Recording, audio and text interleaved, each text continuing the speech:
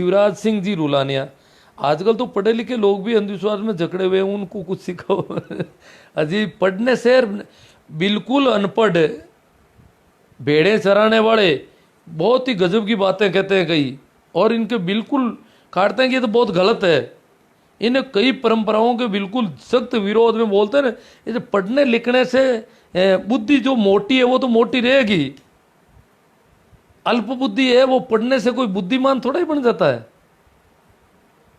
बुद्धि है, भेड़ चराता है, फिर भी उसकी बौद्धिक क्षमता अच्छी है, इसलिए वो स्वतंत्र चिंतन कर सकता है, चीजों को ठीक ठीक देख सकता है जैसी है वैसी। अब पढ़ लिख लिया पर चीजों को अपनी नग्न आंखों से देख नहीं सकता, उस पर हजार ऐनक है, धर्म के, संप्रदाय के, संस्कृति के, रिवाजों के, तरह तरह के, उन ऐनक से देखता है। खुली नग्न आंखों से जैसा है वैसा देखने की क्षमता पैदा नहीं होती है पढ़ने से, ये जरूरी नहीं है ये। और फिर हमारी पढ़ाई क्या है, इंडिया की पढ़ाई तो इतनी है कि वो पाखंड और अंधविश्वास पैदा करती है। वैज्ञानिक चिंतन पैदा करना हमारे नीति निर्देशक तत्वों में, संविधान में उसको समाहित किया था, उसको ताक में रख दिया इन राजनेताओं ने। ये राजनेता नहीं चाहते कि इस देश में वैज्ञानिक चिंतन पैदा हो।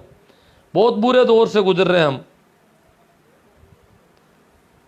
संविधान की मूल भावना के खिलाफ अवैज्ञानिक चिंतन के लिए रोज टीवी पर धन लक्ष्मी वर्षायंतर, लाल किताब, ये वो करपा बरसना, ये ऐसे कार्यक्रम नहीं होने चाहिए। हमारे संविधान के खिलाफ है ये सारे कार्यक्रम, जबकि सरकार इनको अप्रूव करके चलाती है।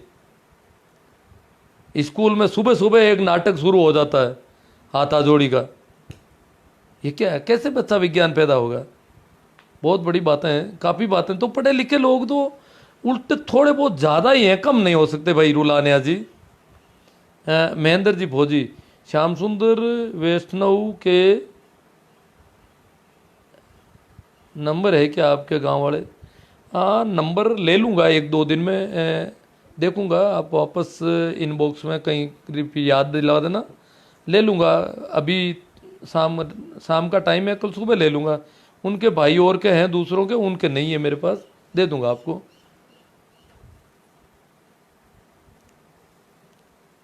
ईश्वर जी सारण कह रहे हैं बहुत ही शानदार विषय चर्चा गुरुजी। हाँ, आपके भी क्यों सर में शायद ये तो संदूकें तो हो गई होगी खूब। ये क्या, नागौर के लोहारों ने स्पेशल संदूकें बनाई थी थोड़ी बहुत, और उसके बाद ये काम शुरू हुआ है। नागौर के जो कारखाना है वहीं से खींवसर में सप्लाई होती है शायद मेरे हिसाब से। मुल्तान वेणीवाल, गुरुजी दहेज प्रथा तो बंद होनी चाहिए। अब देखो मुल्तान जी, आप तो कह रहे हो, पर अब क्या बताएं, मेरे तो कई लाइव आए हुए हैं इससे पहले। दहेज प्रथा पर भी चर्चा हुई है खूब। चौधरी परमाराम जी, 2-2.5 लाख के मुफ्त के दहेज सामान को रखने के चक्कर में 20 लाख का मकान बनाकर अपने बच्चों को कर्ज में डुबोया जा रहा है। अब ये मानसिक कुरीति कैसे मिटे? बहुत ही गजब समझ है साहब आपकी, परमाराम जी को बहुत ही अच्छी। मतलब ये 2-2.5 लाख का कचरा, दहेज का कचरा है, काम नहीं आ रहा है। उसके घर में पहले से वो सारे सामान पड़े हैं जो जरूरत के, और भी जरूरत होगी तो वो ले आएंगे, पर वो पता नहीं कहाँ से कचरा इकट्ठा करके लेके आते हैं और उसके घर में डाल देते हैं, बेचारे के थोप देते हैं उसके ऊपर, और फिर वो कचरे को ढोता है जिंदगी भर, इधर रखता है कभी उधर रखता है, उसमें सब टाइम बार हो जाता है, तिथि बार हो जाता है। क्योंकि नई चीज़ें आते हैं, नए वर्जन आते हैं, उनको कौन पूछता है, वो तो कचरा ही रहता है जिंदगी भर। और उसके लिए मकान बना, उसको बेच नहीं सकते, उसको बदला बदली नहीं कर सकते, सारे बंधन है उसके ऊपर। तो ये मानसिक कुरीति कैसे मिटे? कितना मकान बनाना पड़ता है। चौधरी परमाराम जी मेरी बात से बिल्कुल मतलब इतने सहमत हो रहे हैं। भंवर लाल जी, जो पैसा दहेज में खर्च करते हैं वे पैसा शिक्षा में खर्च करें तो बहुत, शिक्षा में है तो कर दो साहब। भंवर लाल जी, वो दहेज तो जरूरी है ना, शिक्षा तो जरूर कंपलसरी थोड़ी है कोई, शिक्षा कंपलसरी नहीं है हमारे यहाँ पर। कंपलसरी वो दूसरी चीज़ें हैं। समाज नहीं कहता है कि आपके बच्चों को पढ़ाओ, किसी समाज के आदमी ने आज तक किसी को नहीं कहा कि तुम बच्चे को क्यों नहीं पढ़ा रहे हो, स्कूल भेजो अपने बच्चे को, पढ़ाना पड़ेगा। आपका बच्चा साइंस लेने लायक है, इसको साइंस पढ़ाई जाइए, आपके बच्चे को वहाँ भेजा जाना चाहिए, आपकी बच्ची अमुक शहर में अमुक एजुकेशन लाइन में जानी चाहिए। वो तो बहुत दूर की है, तो एडमिशन भी नहीं करवाने की बात करते कि बच्चे को पढ़ाना नहीं पढ़ाना। समाज का कोई रिवाज नहीं है पढ़ाने का। ये तो लोगों को खुद के दिमाग खराब हो गए तो बच्चों को पढ़ाने लगे। बाकी समाज में ऐसा कोई रिवाज नहीं है कि बच्चों को पढ़ाया जाए। समाज तो बेवकूफ़ों की भीड़ चाहता है समाज में। भाई जोधाराम जी नानिया, पढ़ने से कुछ नहीं होती। बुजुर्ग के लोग कहा करते थे, सौ सुनार की एक लुहार की। पता नहीं। Okay sir.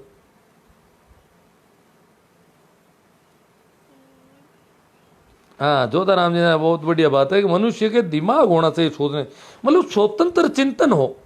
ये नहीं कि वहां देख लिया और वहां से सुन लिया और यहाँ से सुन लिया। खुद का स्वतंत्र चिंतन हो, सीधा सीधा जैसा है वैसा देखने की क्षमता पैदा हो, ये होना चाहिए सबसे बड़ी।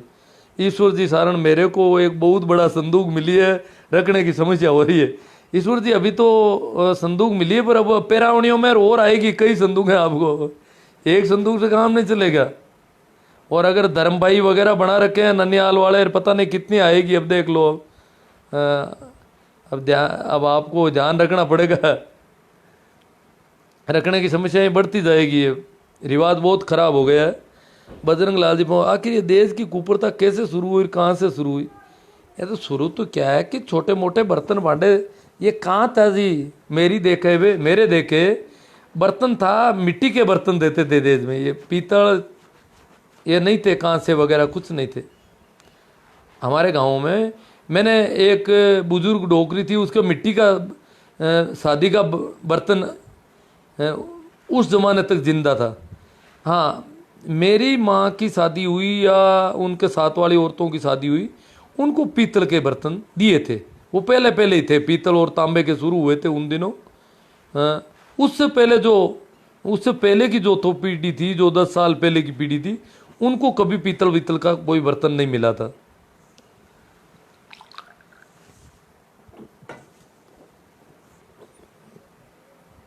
महेंद्र भोजी के कोई नहीं बोलता है ऐसा गांव में तो।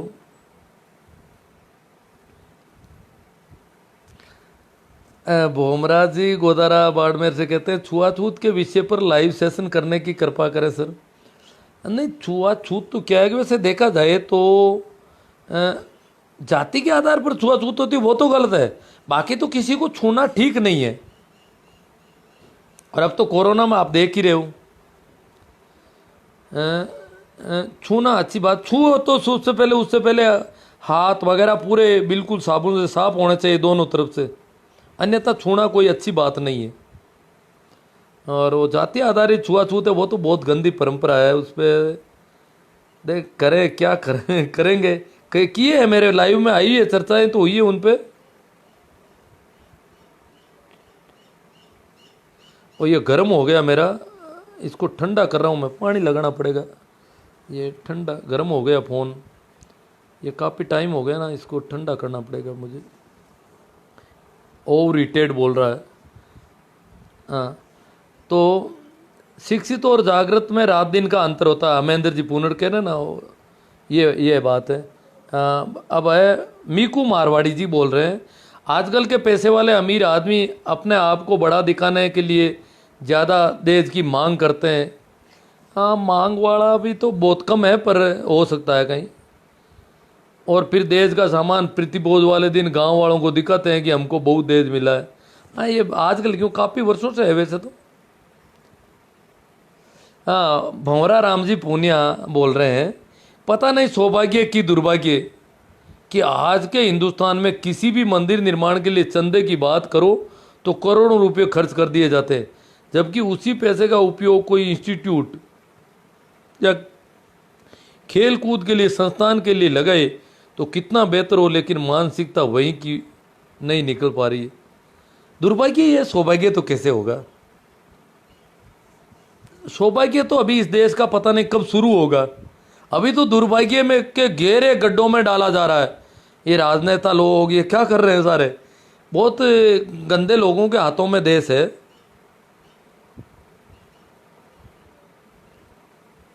ये जो 2 कौड़ी के राजनेता देश की छाती पर मूंग दल रहे हैं ना,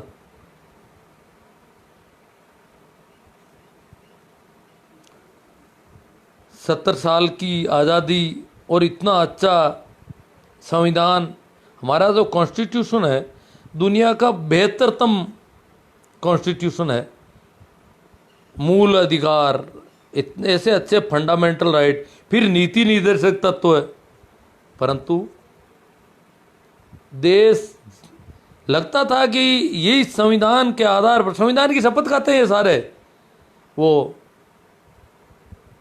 चाहे किसी भी खानदान वाले हो, ये सारे या बिना खानदान वाले हो, सभी संविधान की शपथ खाते हैं और सभी अंधविश्वास और पाखंड को बढ़ावा देते हैं।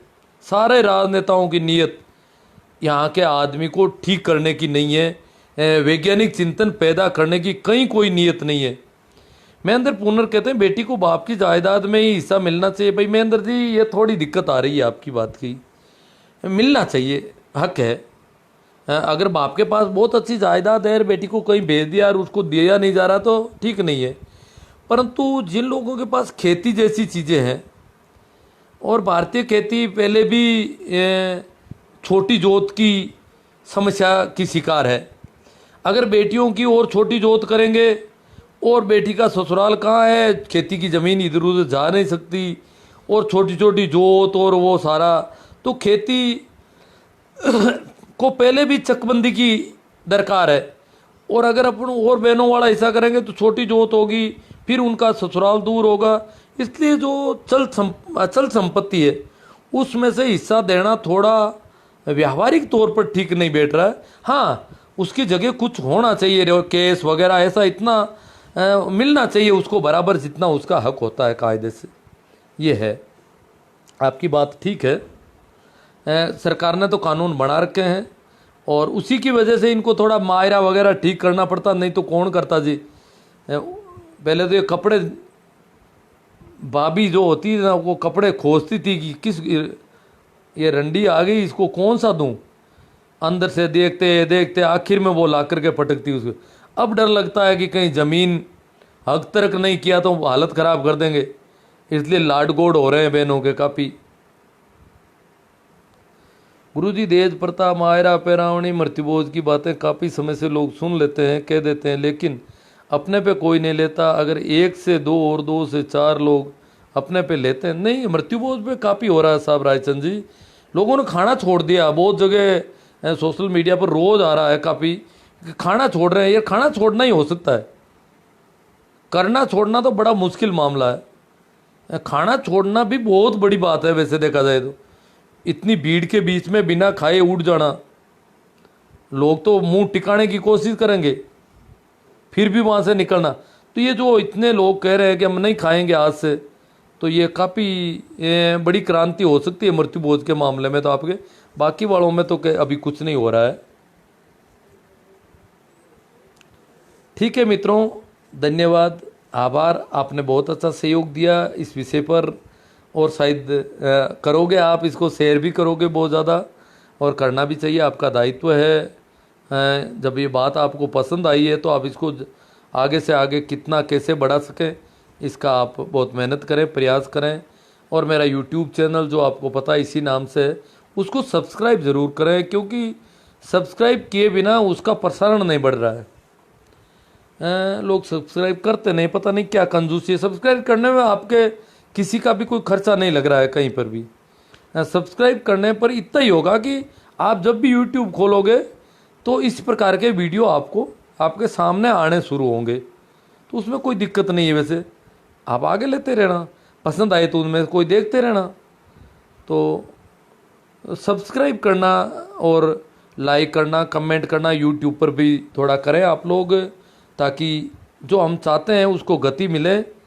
भाई भंवर लाल जी प्रिंसिपल साहब काफ़ी दिनों से आज उपस्थित हुए हैं, और ये कह रहे हैं सब जगह कोए काले ही होते हैं।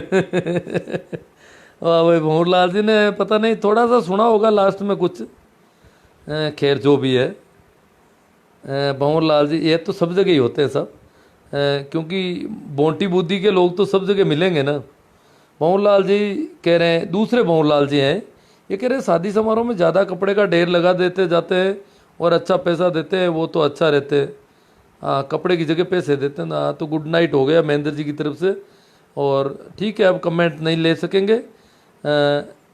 अंत में एक बार फिर आप सभी को मेरा प्रणाम, राम राम, नमस्कार। शेयर करना नहीं भूलें। और विभिन्न ग्रुपों में, अगर बड़े बड़े ग्रुपों में जिनमें हज़ारों लाखों लोग हैं उनमें शेयर करेंगे तो बात और ज़्यादा बढ़ेगी। और यूट्यूब वाला भी याद रखें जो जो मैंने बातें की आपसे। ठीक है, थैंक यू।